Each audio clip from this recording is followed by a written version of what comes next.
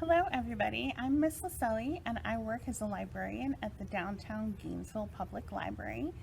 And today I've got a craft that's super easy to do and something that the whole family can enjoy together. We're going to be making our own custom window clings, just like these. Let's get started. So you don't need a lot of materials to do this craft. It's really just 3 ingredients and then some supplies to make it work. All you're going to need is some regular white school glue, some dish soap, some food coloring. I've got a few different colors here and I'm using liquid food coloring, but you can really use any kind of food coloring that'll work. You're going to need something to mix your colors in. So I've got some paper cups here and something to mix your colors with. So I've got some plastic spoons. You're also going to want some paint brushes to do your actual painting with. And then the most important thing is you're going to need some kind of plastic to paint on top of. So what I've found works really great is like dividers from a binder or a page cover, and you're not going to mess up the item, so it can be something that you just use for now and then you're going to reuse. And if you're in a real pinch and can't find anything, even like the top of a zip top bag will work to paint on top of.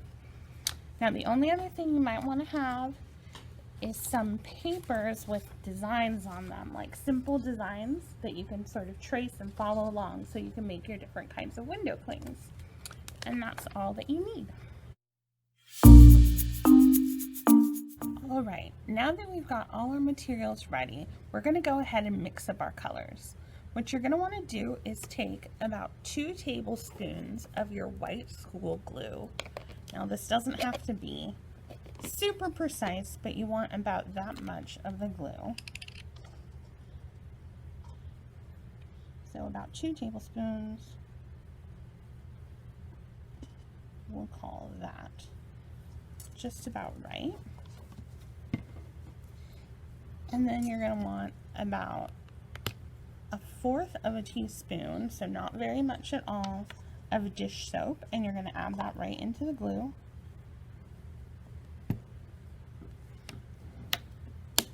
Again, this doesn't have to be exact, just try your best. So you can see we have our glue and our dish soap. And then you're going to take whatever food coloring you want, whatever color. I'm going to use this red one. And you're going to add 3 to 5 drops, depending on how dark your color you want.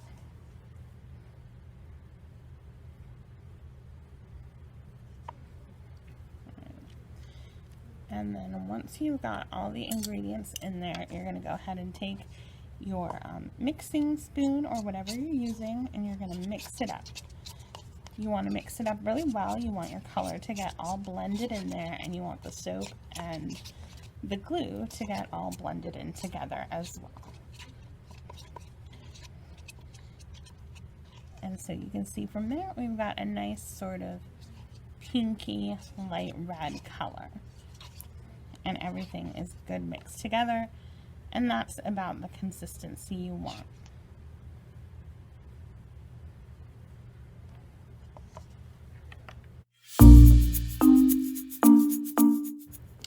Okay, so now that we've got whatever colors we want to use all mixed up, I'm using green, yellow, and red here.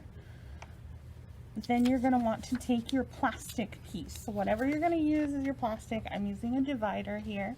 You're going to want to make sure you have a nice flat surface to put it on. And you're going to lay it down. Now you can freehand these, make whatever shapes you want. If you're real artistic, go for it. I am not quite that artistic, so as I showed you guys in the materials, I printed out some shapes that I can follow. And so what you're going to do is you're going to put that shape underneath your plastic. Just like that. And then you're going to take your color, whichever one you do. I'm doing a star, so I'm going to use yellow. And you're going to start to paint your shape, whatever shape you want. Now what I've found works best for this is if you start pretty thin and then build up. And it's just sort of, you're painting with the glue. And again, you can do your own shape, follow a pattern. Coloring pages are really good for putting underneath your plastic. And remember, you can use all sorts of different kinds of plastic. And like I said, I think it's easier to start off thin. Make sure you have your shape where you want it. And then add more glue as you go. Now, you don't want to make these too thick because we are going to want them to dry in a reasonable amount of time. And they're still going to take a while to dry, even if they're on the thinner side. So I would say like this right now is too thin. You can see that there's a lot of the divider still showing through in spots. But once you get it just thick enough on there that it looks pretty solid and the divider isn't really showing through very much, you're pretty much done.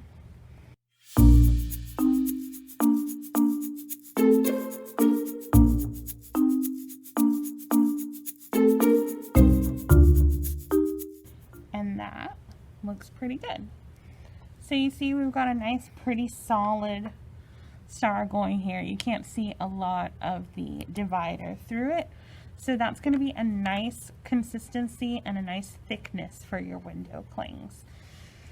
Now the deal with these is that the hardest part is the weight. So once you've made all your designs, and you can do things in multiple colors too. So like here I used red and green to make an apple. And if you're using two colors, you just want to make sure that where the colors join, you have a nice amount of space there so that the two glues will stick together. But once you've got all your designs made, you're going to want to go ahead and set them down on a flat surface and just let them dry. Now, most of these are going to take at least 5 to 6 hours to dry, but really the best thing to do is to leave them overnight and check back on them the next day. And so that's what we're going to do here. We're going to leave these overnight to dry and we'll check back on them tomorrow. Alright guys, hi, we're back here and it's been a whole day since we left our window clings out to dry, so we're going to check up on them now, and they should be pretty dry. That's the first thing you want to check for, whether or not they're completely dry. And that's pretty easy to tell. So when they completely dry, you'll notice that they're sort of uniformly see-through, kind of like this apple right here. It's all see-through. But if you take a look at our pineapple here, there's a part of it that's still not see-through. It still looks kind of gluey. So that means that part isn't fully dry. So we're going to want to leave our pineapple down to dry a little bit longer because it's not completely dry, but our apple is ready to be pulled off already. And the star that we did yesterday is ready to be pulled off as well. You can see it's all uniformly see-through. And so one of the keys of using a nice flexible material like a divider to do your design on is that it makes it really easy to pull off. So you're just going to want to bend the plastic away from the window cling, and you'll see that it pops up really easily, and then you just gently pull it off, and then there's no damage done to your divider, so you can reuse that for whatever. And you've got your window cling and it's all ready. If you've got any little extra bits to the side, you can always trim them off with a little pair of scissors to make it perfect. But those are ready to go. You don't have to do anything to them. You'll just take the side that was on the plastic, and that's the side you're going to want to stick to your window. So you're all set with that one. Let's take a look at our apple one.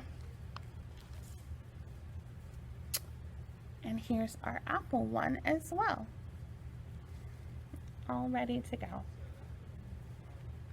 Now, a little tip for the Florida heat: if you stick your window clings to the window and at some point they fall off because they're not sticking fully again, you can always take a little bit of water, spread it with your finger on the back of your window cling, stick it back on the window, and that should reseal it to make it stick.